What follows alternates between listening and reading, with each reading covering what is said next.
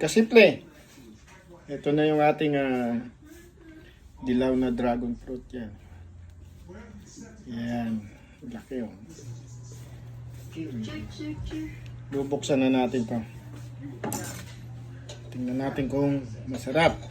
Sa mga nagtatanong kung anong kulay ng loob nito, ito. Bubuksan na natin. Surprise! Ayan. Hey, Rachel, hindi ka bata na.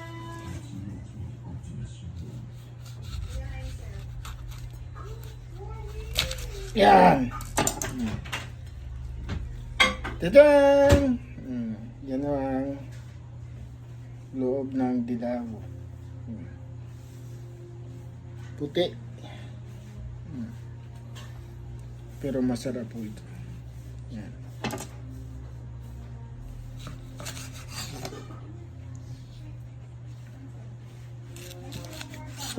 Juicy mga juicy.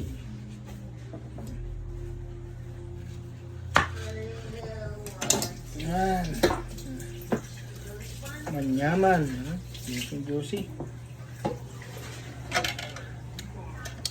Sarap. Masarap. Ayos. Tatay.